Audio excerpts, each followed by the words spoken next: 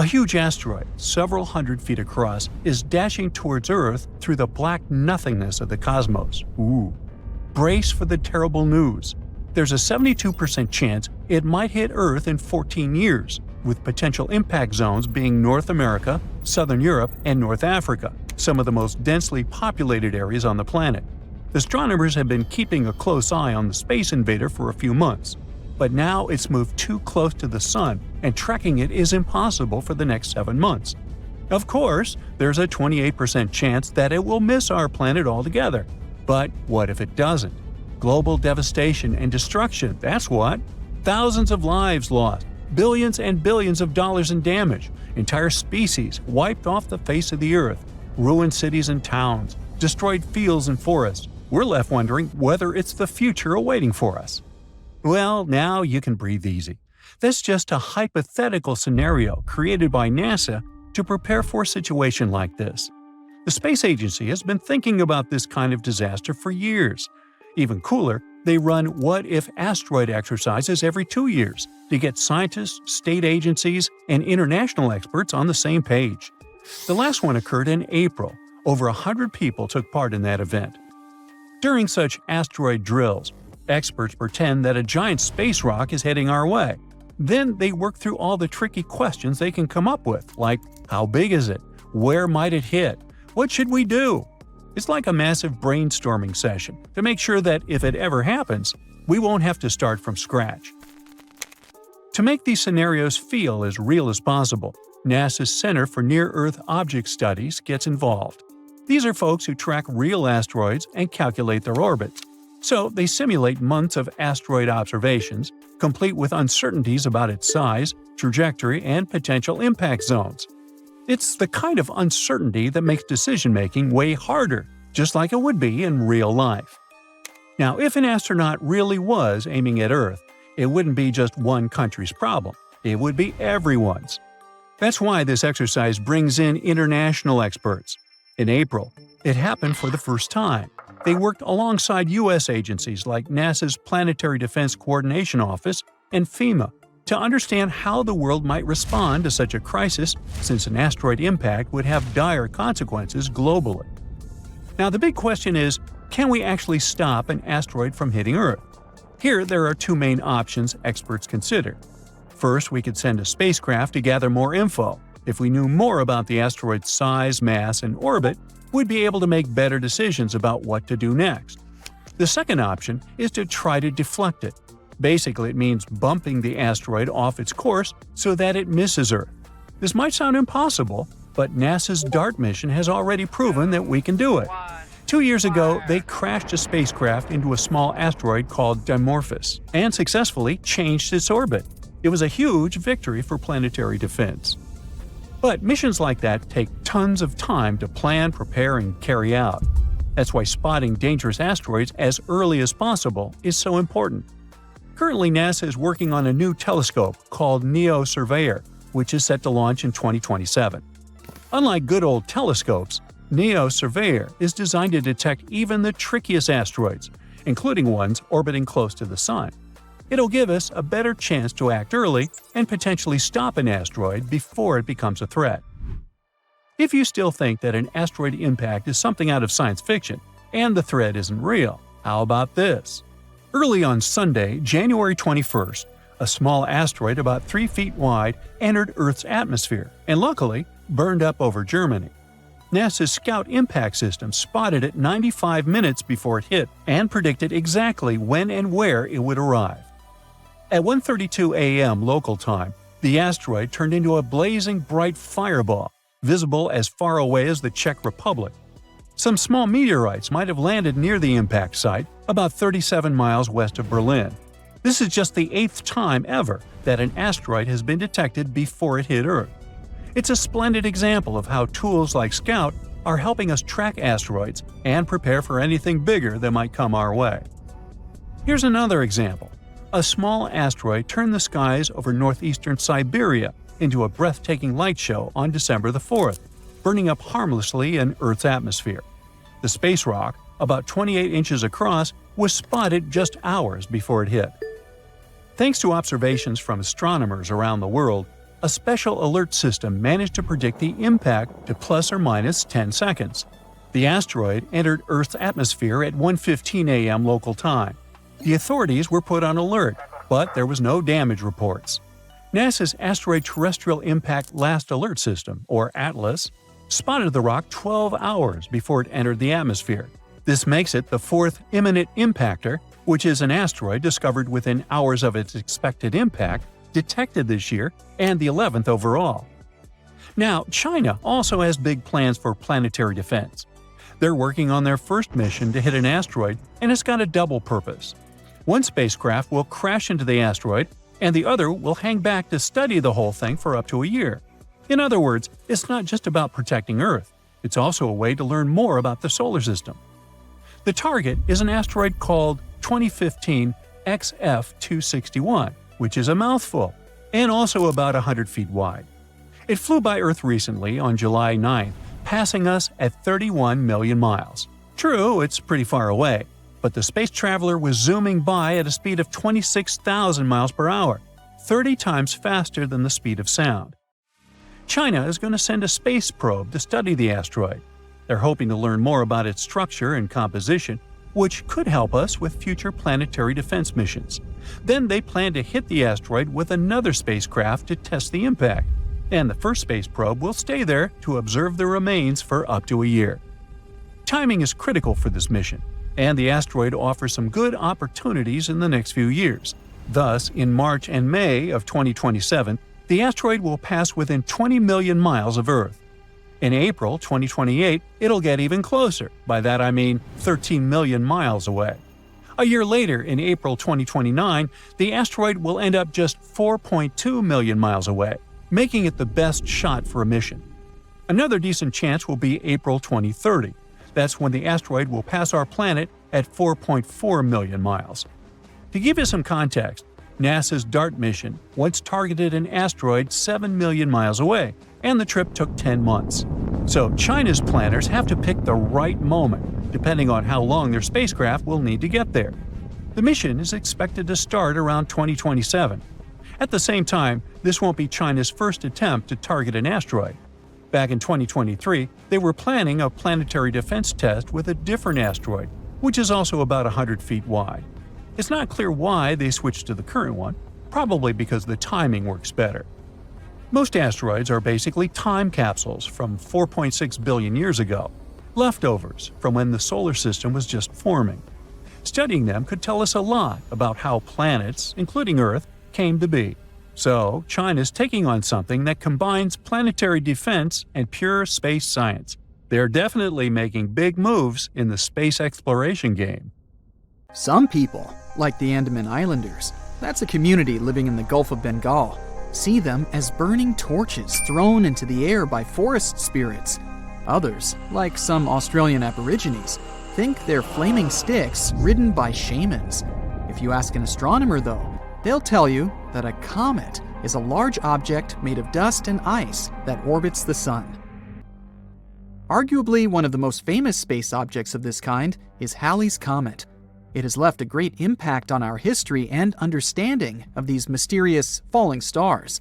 When this comet passed Earth in August of 1835, for example, it was blamed for the New York City fire that kept going for several nights. At the same time, the Seminole Indians in Florida saw the comet's long tail and believed it marked the day they would lose their independence. This comet came back in 1910, and people yet again saw it as a sign of bad luck.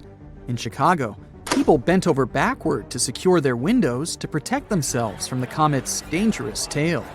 Others bought all sorts of gadgets, like umbrellas or masks protecting from comets. But what's so intriguing about this space body? How come it just pops up around Earth every once in a while? And, most importantly, is it really dangerous? Halley's is what astronomers call a periodic comet. It visits us every 75 years or so. On rare occasions, some lucky people get to see it twice in their lifetime. It last passed Earth in 1986, and it is expected to come back in 2061. Despite this scheduled return, the comet's orbit can't be predicted with precision. That's partly because of the chemical processes happening inside the comet. Halley's orbit may also change due to random interactions with other planets and space objects in our solar system. Its official title is 1P/Halley, and it's named after English astronomer Edmund Halley. He was the one who studied the reports of a comet nearing Earth in 1531, 1607, and 1682. Based on his calculations, he concluded that these three occurrences had been, in fact, the same comet, returning over and over again. He also predicted its return in 1758. Halley's discovery also pointed out that some comets, like this one, orbited the Sun, but their journey was not circular. If you look at it in 2D, Halley's orbit looks like an elliptical wire dangling from the Sun. Sadly, Halley didn't live to see the comet's correctly predicted return, but it was named after him. According to the European Space Agency, the first sighting of Halley's comet dates back to March 30th, 239 BCE. Asian astronomers noted it down in the Sheqi and Wenxian Thungkao chronicles. But another study claims that we might have first noticed it even earlier than that, during the times of the ancient Greeks. Writings from that period reported a huge meteor that landed in northern Greece, leaving the local population perplexed. It soon became one of the ancient world's most popular tourist attractions. But the authors also noticed a comet in the sky at the time the meteor landed. They also reported the fact that the unusual space object had remained in the sky for about 75 days. Shakespeare himself seems to have written about this comet in his play Julius Caesar around the year 1600. In this work, he included a now famous phrase speaking of comets as unusual signs, saying, "The heavens themselves blaze forth." It wasn't the last time famous writers felt a certain connection with this object. Writer Mark Twain even said in 1909, "I came in with Halley's Comet in 1835. It is coming again next year, and I expect to go out with it." Surprisingly, Twain passed away on April 21st, 1910, one day after Halley's had emerged from behind the far side of the Sun. We got a better look at the comet when it last passed us in 1986. Several spacecraft were sent toward Halley's to take samples of the comet's composition. This fleet of spaceships, dubbed the Halley Armada, flew nearby, one of them taking several pictures of the comet's core for the first time in history. We also had much better telescopes to look at the comet as it swung by our planet this time. Based on current studies, there's little to no chance that Halley's Comet could actually pose any danger to our planet. Most of the bad things associated with the comet were just fabrications. Even better, comets, in general, may have made life on Earth possible. Specialists believe that early in our planet's history, collisions with comets brought a significant amount of water here, which helped to form our oceans. These space objects may have also gifted us organic material necessary for the formation of life. Don't confuse comets with asteroids, though. Unlike asteroids, which are small rocky space bodies also orbiting the Sun, comets are mostly made up of frozen ammonia, methane, or water. They contain only small amounts of rocky material. Because of their composition, comets are sometimes nicknamed dirty snowballs. Comets are made of 4 parts: a nucleus, a coma, a dust tail, and an ion tail. But their nucleus makes up most of their total mass. There are over 3,000 comets that we know of, but astronomers think there may be up to 1 billion of them in our solar system. A comet that is bright enough to be visible from Earth without the help of a telescope is called a great comet. Approximately 1 great comet can be seen every 10 years or so. People have noticed other comets for millennia. However, scientists have concluded that since comets shed a lot of material each time they orbit close to the Sun, their lifespan may be only thousands of years. If you compare that to the age of the solar system, which is 4.6 billion years, it's a relatively small number. Since these space bodies are still present in the solar system today, there must be a source of comets somewhere out there. Otherwise, all comets would have disappeared a long time ago. Another famous comet is named Hale-Bopp. It came very close to Earth in January 1997. The last time it was seen near our planet before that was during the Bronze Age, back in 2000 BCE. This comet is much larger and more spectacular than Halley's. Its nucleus stretches for up to 24 miles in diameter and can be seen from the surface of our planet with the unaided eye. Comet Borrelly was the second comet to be studied up close by a spacecraft. NASA's Deep Space One approached it in 2001 and gave scientists a detailed report of the comet's black core. This comet is surprisingly lopsided, but the reason for its unusual shape is still up for debate. Halley's Comet appears to have formed in the Oort cloud at the outer edges of the solar system. But Borrelly is said to come from an icy cloud of rocks beyond Neptune, which is called the Kuiper Belt. Comet Hyakutake gave us quite the show when it passed just 9.3 million miles from Earth in March 1996. It looked like an ice blue splash with a faint gas tail. This comet amazed astronomers too, as it produced X-rays 100 times more intense than scientists had predicted. A spaceship called Ulysses passed through Hyakutake's tail in May 1996, reporting that it was at least 350 million miles long.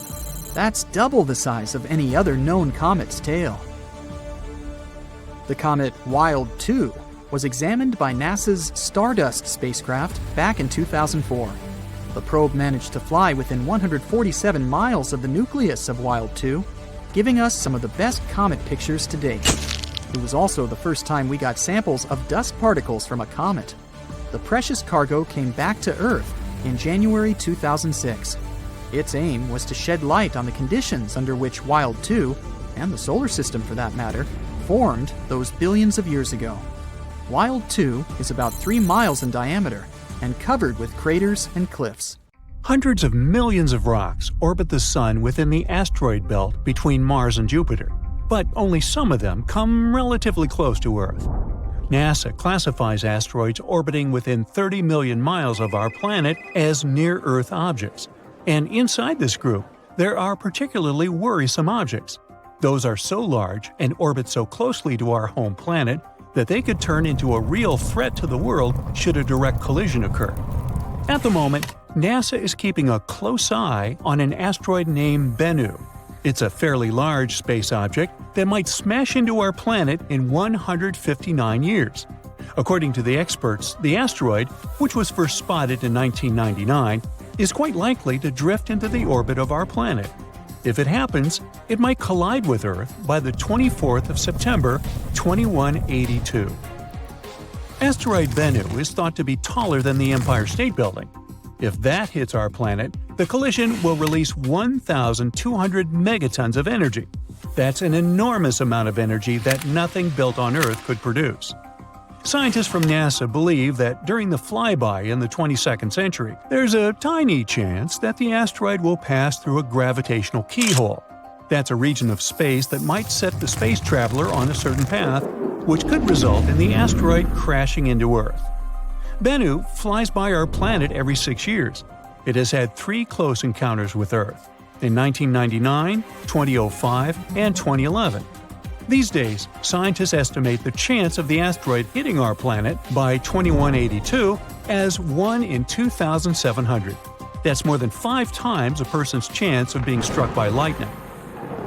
But even though Bennu's chance of colliding with Earth are quite low at the moment, the space rock has still been categorized as a, quote, potentially hazardous asteroid, all because it might come as close as 4.65 million miles from Earth. That's the reason why it's also classified as a near-Earth object. Bennu is a carbon-rich asteroid that was formed in the first 10 million years of the history of the solar system. That's around 4.5 billion years ago. No wonder this space body holds precious clues to the origin and development of the rocky planets of our solar system, which are, as you recall, Mercury, Venus, Earth, and Mars. Even better, it may contain organic molecules, similar to those that are crucial for life to evolve. In 2020, NASA's OSIRIS-REx managed to briefly touch the surface of the asteroid.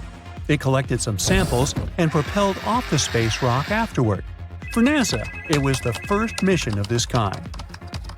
But it won't probably come as a surprise that Bennu isn't the only asteroid we should worry about.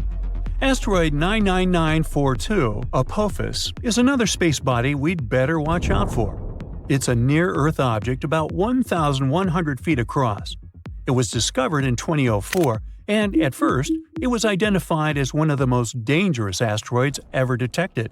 Apophis gained notoriety very fast. It was believed to pose a serious threat to Earth.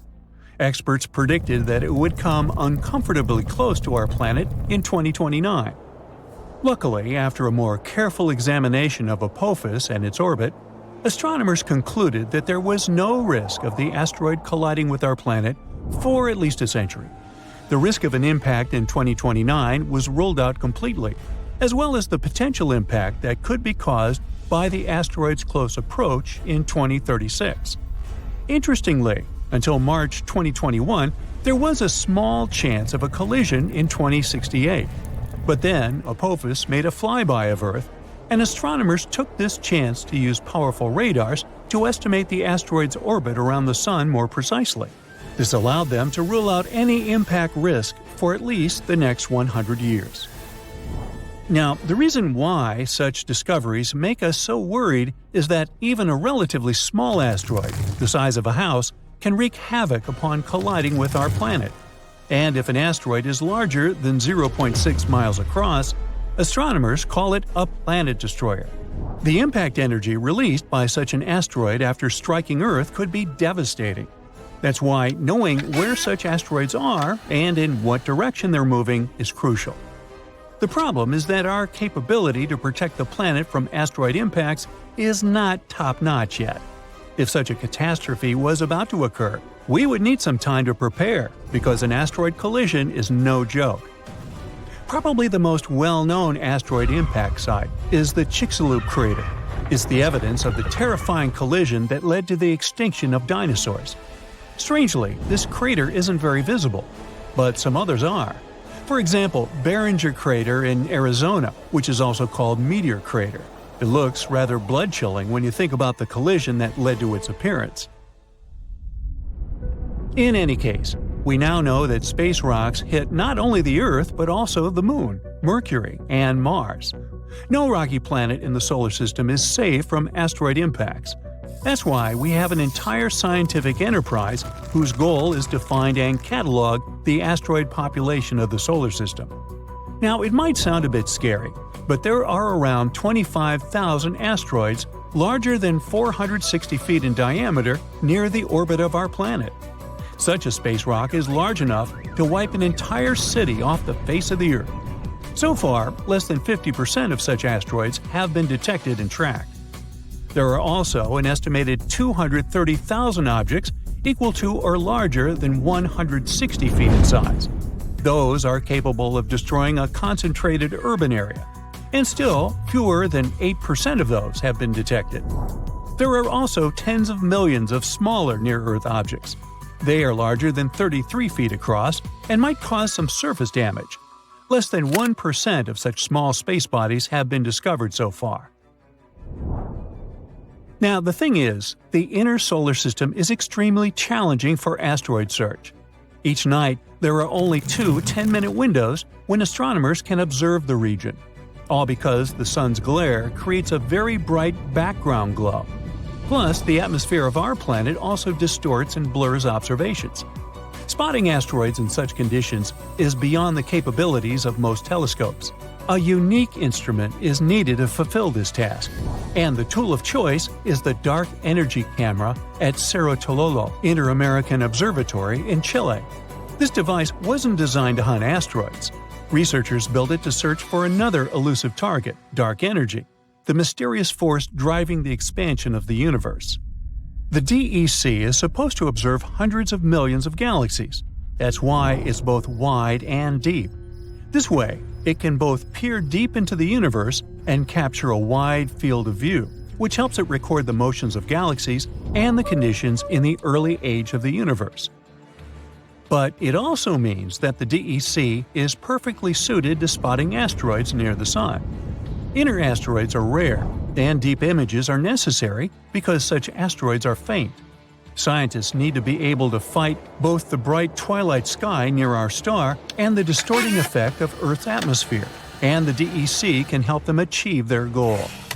The Dark Energy camera was built to carry out the Dark Energy Survey, which finished in 2019. Now astronomers can direct the power of the camera towards other tasks. They claim that the DEC's survey is one of the most sensitive searches ever performed for objects near Venus's orbit and within the orbit of our planet. It provides us a great chance to find out what kinds of objects are lurking in the inner solar system.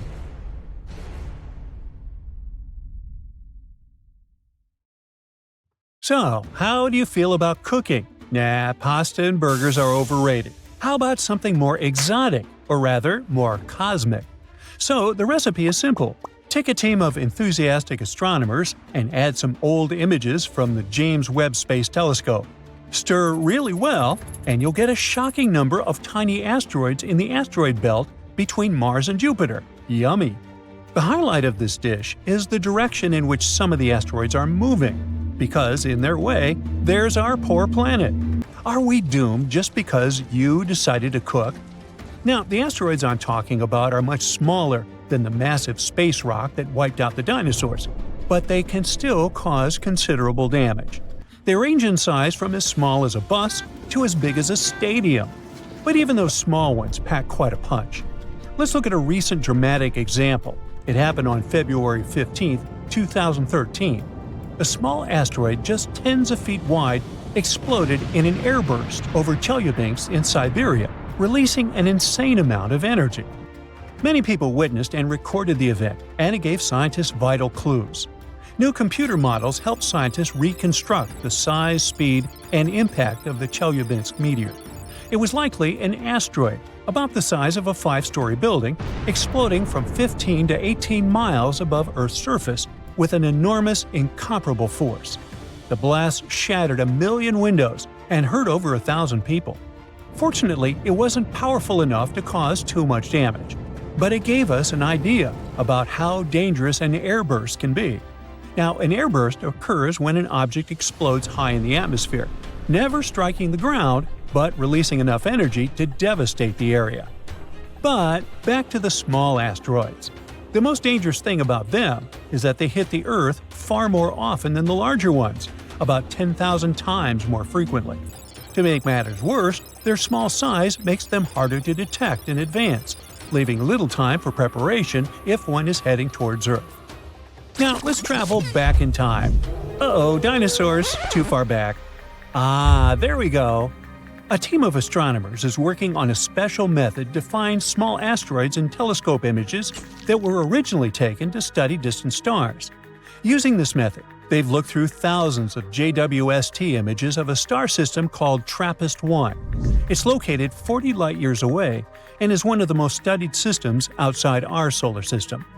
Now, while analyzing these images, they discovered 138 new asteroids in the main asteroid belt, plus 8 they already knew about. And guess what?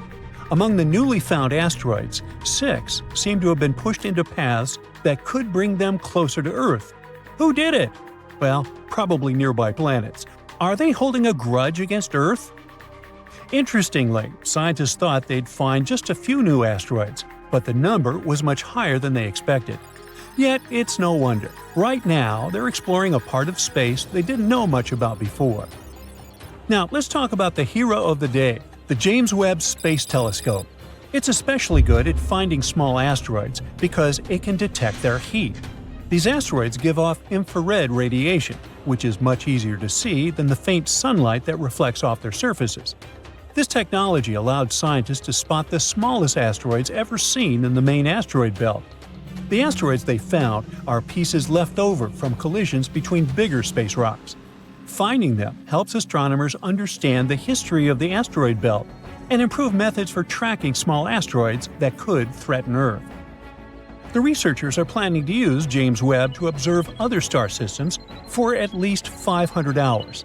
They expect this work to uncover thousands more small asteroids in the solar system. Other advanced telescopes, like the Vera C. Rubin Observatory in Chile, will also help.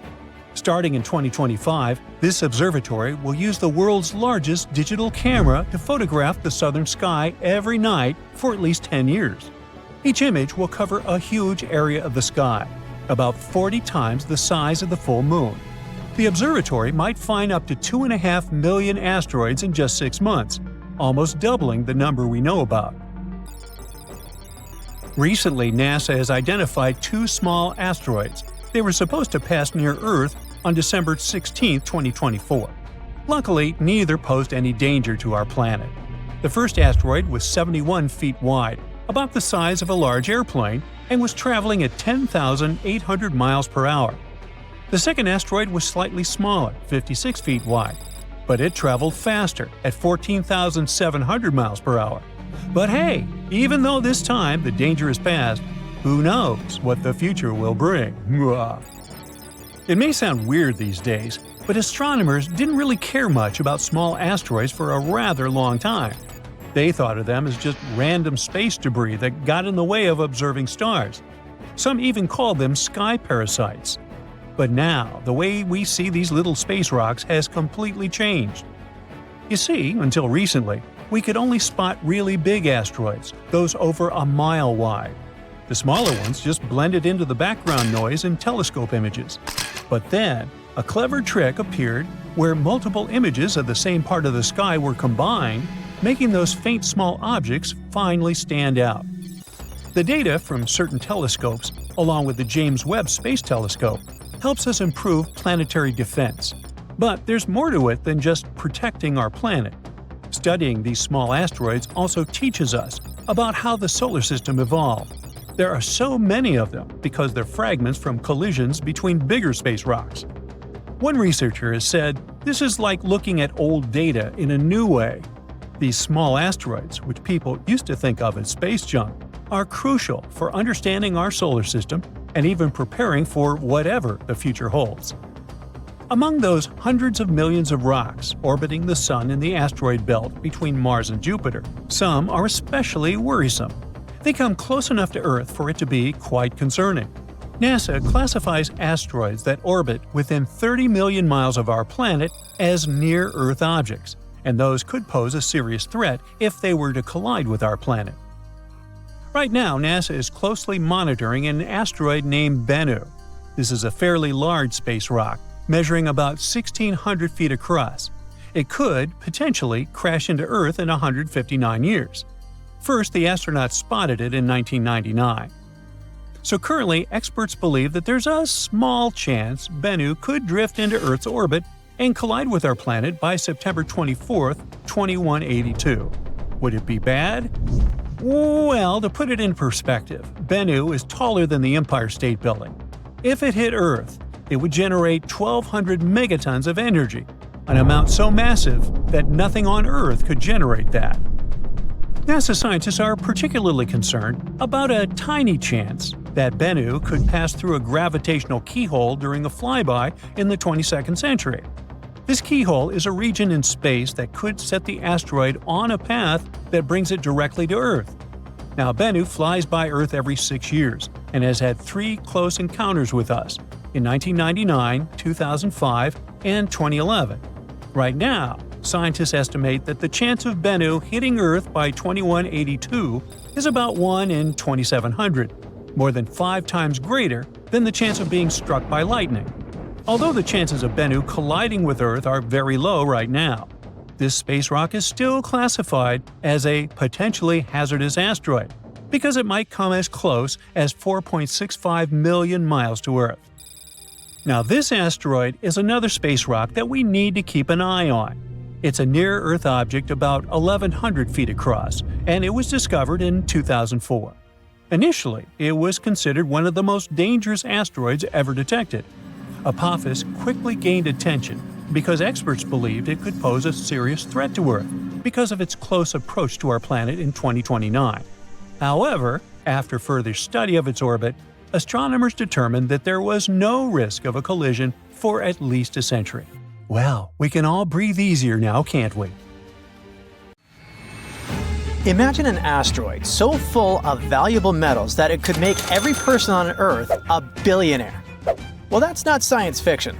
It's 16 Psyche, a massive metallic space rock orbiting the Sun between Mars and Jupiter.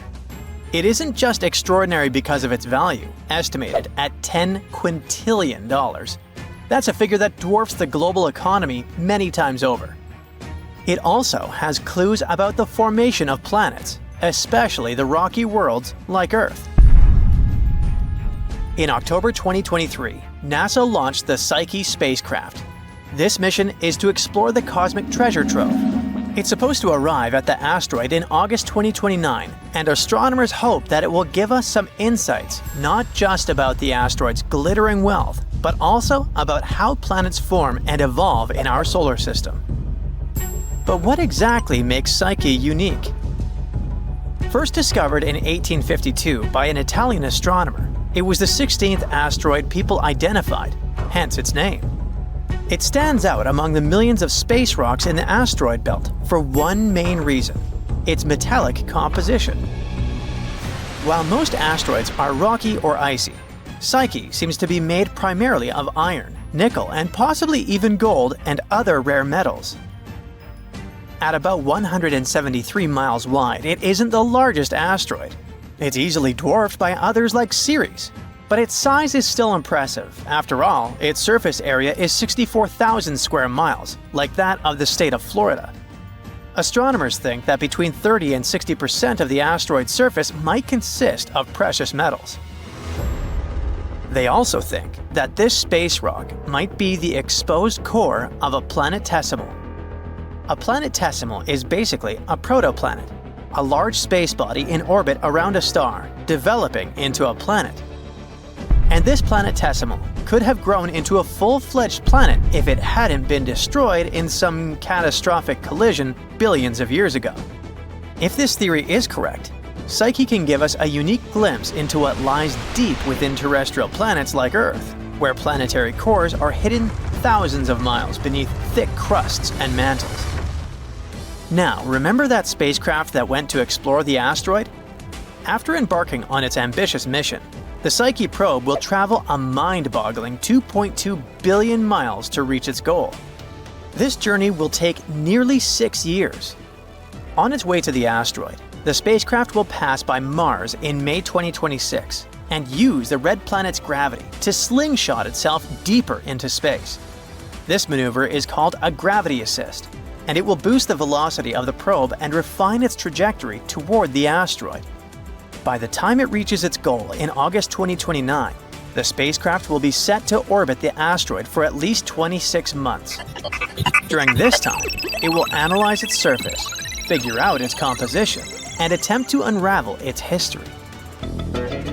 The probe is equipped with some pretty cool tools.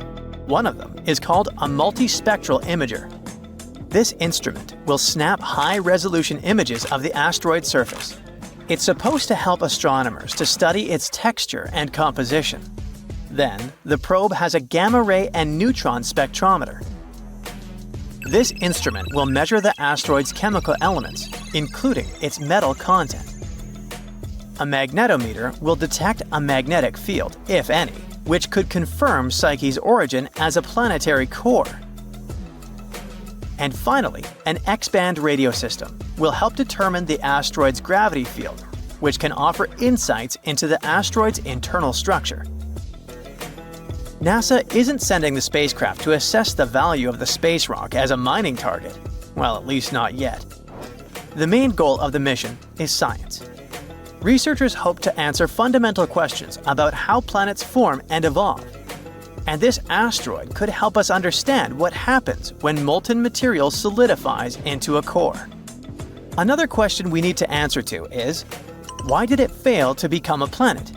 And understanding the history of the asteroid might shed light on why some celestial bodies grow into planets while others don't. While NASA's mission is purely exploratory, it has also sparked interest from the point of view of asteroid mining. With its estimated worth of $10 quintillion, Psyche could theoretically supply enough raw materials to revolutionize industries on Earth. mining it is likely to be decades away, if it ever happens altogether. But the idea still sounds amazing.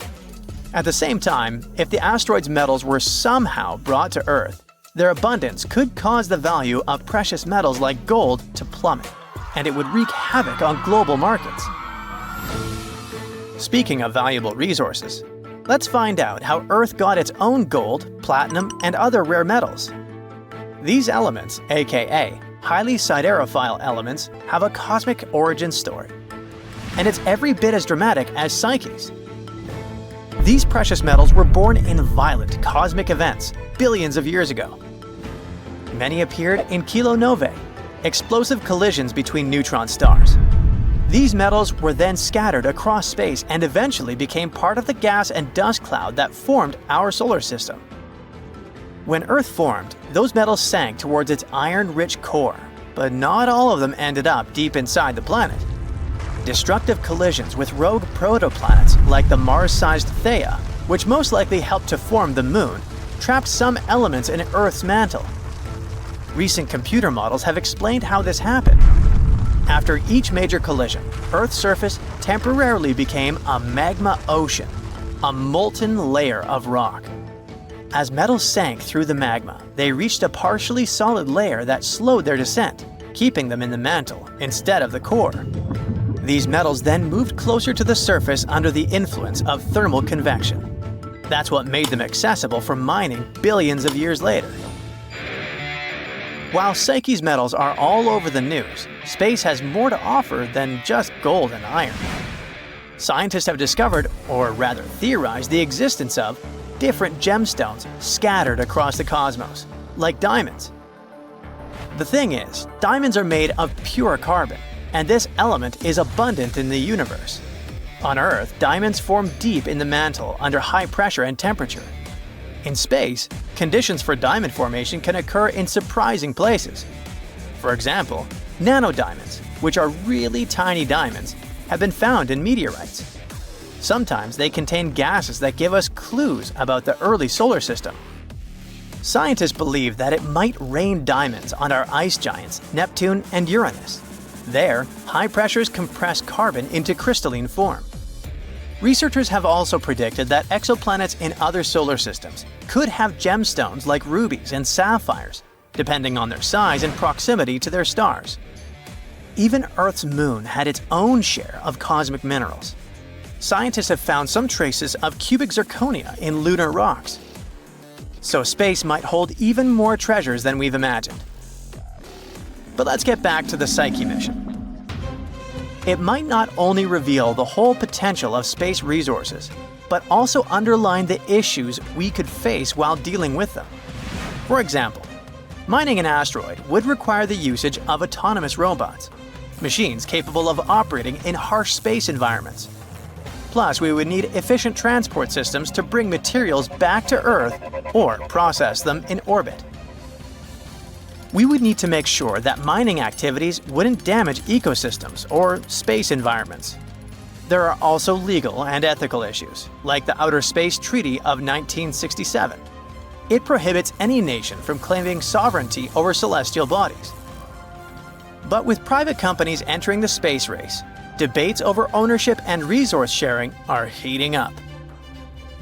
And finally, bringing such amounts of metals to Earth could destabilize global markets. So, experts suggest that space resources might be better used in space, for building habitats, satellites, and spacecraft. But no matter whether we ever mine 16 Psyche or not, its exploration will teach us more about the early solar system and the processes that shaped our planet. As of December 1st, 2024, the probe is heading for the asteroid, following the orbit around the Sun. Its journey promises not only to deepen our knowledge of the universe, but also to redefine what's possible for humanity as we reach for the stars. Asteroids are a serious, very real danger. Some of them are big enough to cause a lot of trouble if they collide with Earth. One asteroid in particular is making headlines these days. A new study has revealed there's a small chance it could hit our planet during its close flyby in 2029. But the question is unusual. Will the asteroid survive this encounter? Apophis, which got its name from Apep, the Egyptian deity of chaos and disorder, has become one of the most infamous asteroids. Discovered in 2004, this space object is about 1,100 feet wide. It's about the height of the Eiffel Tower in Paris. Because of its size and the close flyby predicted for 2029, astronomers classify Apophis as a potentially hazardous object. Those are asteroids and other space objects that pass close to Earth and are big enough that we really need to pay attention to them. Right now, scientists say the chances of a collision are slim, less than 1 in a billion. So, at the moment, we can probably claim that Earth is out of danger. But the same can't be said about the asteroid itself. When Apophis passes close to Earth in 2029, our planet's gravity is likely to shake it so violently that it may experience something like an earthquake, a cosmic asteroid quake, if you will. The stress from this gravitational force will probably cause parts of the asteroid's surface to crack off and fly into space. And even though this might not be a full-blown disaster, and the asteroid won't fall apart completely, it's very likely to lose some material during the flyby. Some of this debris might just stick around in orbit, while other bits could fly off into deep space. Over time, this catastrophe could affect Apophis's rotation, causing it to spin differently or tilt in a way it hasn't before. And this is a phenomenon scientists are really interested in, because it could teach us a lot about how asteroids react when powerful gravity is pulling on them. Now, let's get back to Earth. Well, we haven't left. Anyway, even though the asteroid isn't big enough to wipe out the planet like the asteroid that destroyed the dinosaurs, it's large enough to cause serious damage to a large city if it ever collided with Earth. It could mess with the climate all over the planet, too. At the moment, it looks like the space rock will sail past Earth at a distance of around 20,000 miles. It's still worryingly close, but far enough to avoid a collision. To put it in perspective, that's less than a tenth of the distance between Earth and the Moon. So while Apophis likely won't hit us, this flyby could still cause problems for some of the satellites orbiting Earth. They will be much closer to Apophis than we are. The key point is that we can't rule out a risk of a collision in a few more years. As Apophis gets closer, astronomers will keep a very close eye on its trajectory to make sure it doesn't veer off course due to the influence of Earth's gravity. In fact, this gravitational pull could actually cause some serious changes to the asteroid itself. Now, even though Apophis is not likely to cause a global disaster if it were to hit Earth, the consequences would still be pretty severe. The impact could destroy an entire city, and the resulting climate changes could mess with food production for years. It wouldn't be an extinction-level event, but it would still be a huge deal. Now, Apophis is not the only asteroid we need to worry about. Scientists are constantly on the lookout for other asteroids that could potentially cause harm to our planet. Thanks to new technology, astronomers can now track dangerous space rocks from way farther out in space. One cool new method they're using involves studying meteor showers. These showers are actually caused by long-period comets that have been orbiting the Sun for hundreds or even thousands of years. As these comets pass by, they leave a trail of dust and debris, which can end up creating meteor showers when Earth passes through them. Scientists analyze the properties of meteor showers, like their speed, direction, and where they come from. This can help them trace the particles back to their parent comet or asteroid. It's actually a big deal, because it means we might be able to spot potentially hazardous asteroids long before they get close to Earth. The upcoming Legacy Survey of Space and Time project, which is being run out of the Vera Rubin Observatory in Chile, is going to help astronomers track these space rocks from even farther away. Astronomers are going to create a detailed map of the sky and the regions where meteor showers are most likely to occur. It'll help them predict which asteroids might become a problem for Earth in the future, giving us plenty of time to prepare or come up with a plan. But even now, there are many space rocks that can potentially cause a lot of trouble to our planet. Let's look at some of them. Here's the asteroid Bennu. Astronomers discovered it in 1999. This carbon-rich rock is about 1,600 feet across. It's the height of the Shanghai World Financial Center. Didn't you know that? At the moment, this asteroid is the greatest threat to Earth that we're aware of. But don't panic yet. The collision won't happen for a long time. In fact, scientists calculate a 0.037% chance, which is about 1 in 2,700, of Bennu striking Earth on September 24, 2182. I won't be around then. If Bennu does hit our planet, the impact would release so much energy that it would be enough to cause massive destruction in a large region. But luckily, it wouldn't wipe out the entire planet. Still, if Bennu hit a city, the consequences could be catastrophic. NASA's OSIRIS-REx spacecraft has recently visited Bennu and returned with samples, so scientists are learning more about this asteroid all the time. The next asteroid is another one to keep an eye on. It was first discovered in 1950, but wasn't seen again until 2000. Right now, scientists say there's a very slim chance, 1 in 34,500, that it could hit Earth on March 16, 2880, 800 years into the future. So, am I worried? Nah. If it did strike, it would release so much energy it could lead to a global catastrophe, potentially wiping out humanity. Or not. Our next asteroid has been discovered only recently. It was spotted in October 2023. It has a very low chance of striking Earth on October 10, 2119. Man, they got it down to the day? Now, if it were to collide with our planet, the impact would release a lot of energy, which would have a devastating effect for large areas. So, while the arrival of this asteroid is a long shot, this asteroid is still worth keeping an eye on. Now, this asteroid is known as a lost asteroid because it hasn't been seen since 2007. No wonder, it has a very uncertain orbit, and we can't predict its movements. NASA says there's a tiny chance, about 1 in 10 million, that it could strike Earth on March 3, 2030. If it did, the energy released would be able to cause huge regional damage. Finally, we've got this space wanderer. On the one hand, it hasn't been seen since 1979. On the other, scientists believe that there's a very low chance that it could hit Earth on December 14, 2113. Mark your calendars. If it did, the impact would cause a lot of damage and devastation, but it would not lead to the end of humanity. Now, in any case, even though the chances of an asteroid hitting Earth are low, the consequences of such an event could be huge. That's why scientists are so focused on studying these space rocks and tracking their movements. Thanks to new technologies, we can track dangerous objects from farther away and catch them earlier. It can give us more time to react and come up with some effective solutions. A giant volcano has been found near Mars's equator. It was literally hiding in plain sight. It's deeply eroded but active from ancient to recent times. There might even be remnants of glacier ice near its base. That's why this discovery might indicate a promising new location to search for life, as well as a potential destination for future human and robotic exploration.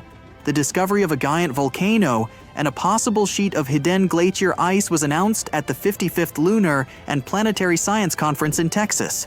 The volcano is located in the eastern part of Mars' Tharsis volcanic province, between Labyrinth of the Night and Valleys of Mariner. The formation was actually repeatedly spotted by spacecraft orbiting Mars, but it's so deeply eroded that it was hard to recognize it for what it really was. The structure is still awaiting its official name. At the moment, it's referred to as the Noctis volcano. It reaches a height of 29,600 feet and spans an impressive 280 miles across. Such a giant size indicates that the volcano has been active for a very long time. In its southeastern part, there's a thin recent volcanic deposit, and beneath, glacier ice might still be present. Scientists were examining the geology of the area where they had spotted the remains of a glacier the year before when they realized they were inside a volcano. Several clues gave away the volcanic origin of the eroded structure. For example, the area of the central summit has a few elevated mesas forming an arc. It reaches the highest point and then slopes downhill from the summit. The outer slopes extend out to 140 miles in different directions. The remains of a collapsed volcanic crater that used to host a lava lake are located near the center of the structure. Lava flows and deposits made of volcanic ash, cinders, pumice, and rock fragments ejected during eruptions, as well as hydrated mineral deposits, appear in several spots within the structure. In addition to the volcano, A large area of volcanic deposits within the volcano's perimeter has been found, too.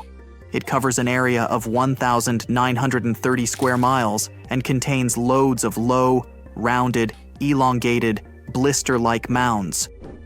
Such terrain is believed to be a field of rootless cones, mounds produced by explosive steam venting or steam swelling. It happens when a thick cover of hot volcanic materials happens to rest on a water or ice-rich surface. The Noctis volcano seems to have a long and complicated history of modifications. They might have occurred because of the combination of fracturing and thermal and glacial erosion.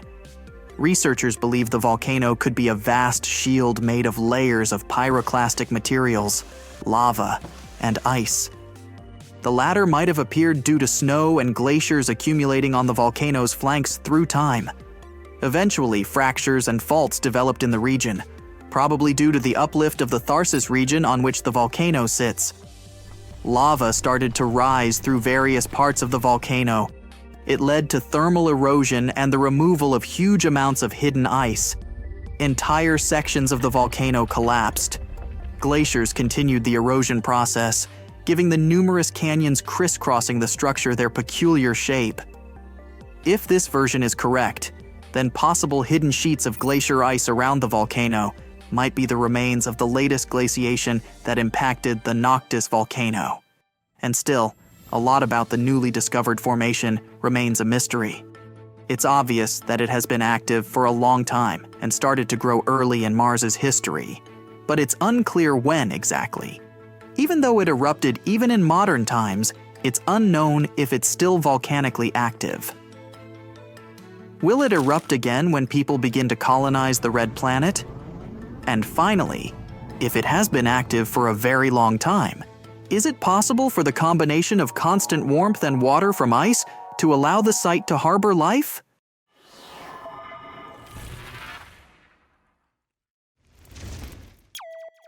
Back in the day, from 774 to 775, Earth got hit with a mega blast of radiation.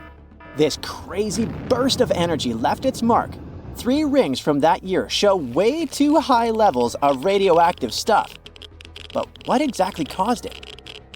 Scientists are inclined to think that the reason was a solar flare. Some folks think maybe a massive supernova caused the radiation blast. But astronomer Phil Plait says that if that had been the case, it would have had to be less than 1,000 light years away and would have had been crazy bright. But there's no record of that happening. No bright, shiny Death Star in sight. After looking at the radioactive carbon and beryllium in tree rings, scientists ruled out a bunch of other possibilities. At first, they considered that it was a smash-up between neutron stars or a neutron star and a black hole. These types of crashes produce a super quick blast of gamma rays without any light show, which lines up best with the evidence. But these kinds of collisions are super rare. Plait thinks it's kinda unlikely that this is the answer. He figures we should only see one of these events in our galaxy about once every million years. So having one just 1,200 years ago seems pretty wild. Scientists are seriously worried about these rare events. If one happened closer to Earth, it could seriously mess up life on our planet. Even if it was thousands of light years away, a similar event today could cause chaos with all the fancy electronic systems we've come to rely on.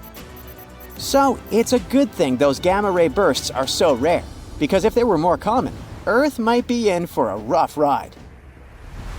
You may think that if our planet could withstand mega radiation blasts, it can easily withstand something less frightening. Let's say grasshoppers. Sorry to say that, but it's not exactly true. Back in 1874, during a hot summer in Kansas, things took a strange turn. Grasshoppers, or should I say locusts, invaded the Great Plains like nobody's business. They came down like a storm, blanketing houses, trees, and even poor trains passing by. These bugs were on a mission to cause chaos. Farmers had to scramble to protect their wells and just about anything else worth saving. Locusts landed everywhere, wreaking havoc on everything in sight. Even poor sheep lost their wool. Locusts even stripped paint off wagons and handles off pitchforks. This is how destructive they were. Livestock tried to fight back by eating them, but there were just too many of these insects. That year, those critters caused about $200 million in crop damage. The locust invasion was so tough, even the US Army stepped in to help. In the end, locusts began to disappear, sparing the plains from further devastation. Natural disasters can be even more unexpected than radiation blasts from space and locust invasions. Check this out. Back in June 2017, a reindeer herder up in northwest Siberia was minding their own business when they suddenly heard a crazy loud blast and saw smoke shooting up from the ground. If that happened to me, I'd need to change my pants. Sorry.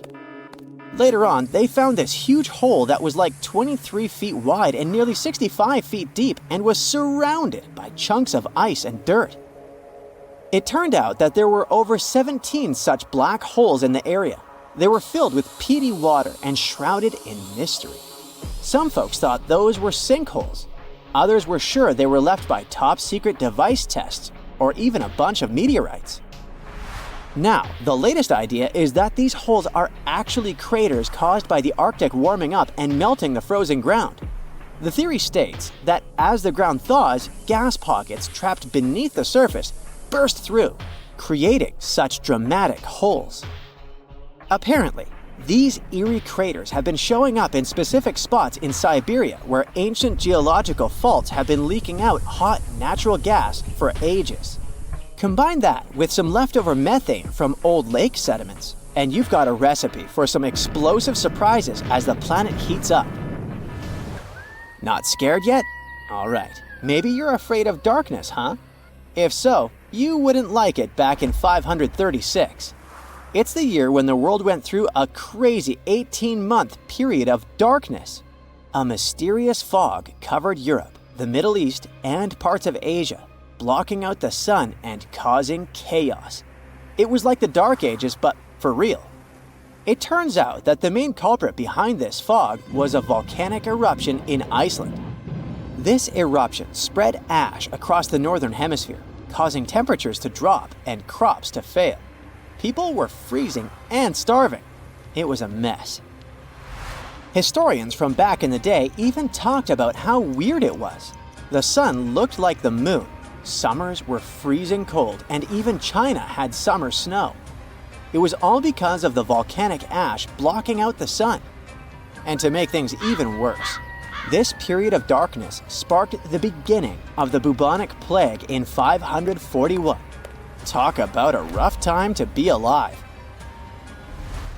Let's go back to Siberia real quick. Back in 1908, way out in the wilds of Siberia, an asteroid dropped for an unexpected visit. Today, we know it as the Tunguska asteroid, but it didn't get its name instantly. Local folks only caught a glimpse of the show. A bright fireball streaking across the sky, followed by a massive boom. Trees went flying, fires blazed, and animals weren't too happy about it either. But since the area was so remote, not many folks took notice. For almost 2 decades, nobody bothered to check out the Tunguska site. People had too much on their plates back then. But then, scientists finally made it out there and found evidence of the asteroid's shenanigans. Later in expeditions, they found some spacey microparticles. Fast forward to now, and NASA has a whole planetary defense thing going on. They even sent a mission to test out asteroid deflecting tech. Because who knows when the next cosmic rock will come knocking on our door, right? In the middle of the 19th century, there was one more epic solar storm called the Carrington Event. It may not sound like a big deal to you, but it had pretty rough consequences. The next day after the storm, Earth was hit with this insane geomagnetic storm that threw telegraphs off the rails and brought auroras to the tropics. And it's the place where they normally never show up. Turns out, all this space weather madness started with weird stuff happening on the sun's surface, like sunspots. From these spots, solar flares and other crazy electromagnetic stuff can pop out and mess with our technology. Massive solar storms like this one can shoot out from the sun at speeds of up to 1,800 miles per second. They can contain billions of tons of solar material, complete with a sassy little magnetic field that loves to mess with Earth's magnetic field when they meet. Now, listen closely. We're getting close to the next solar maximum in 2025, so it's a good time to check out the history of the worst solar storms, like the Carrington event, and take notice. Imagine if a similar storm hit today. An internet apocalypse, anyone? Businesses would be sent offline and we'd be facing some serious damages. Luckily, these mega solar storms don't happen very often. But hey, space weather is tricky to predict, so who knows when the next one will hit?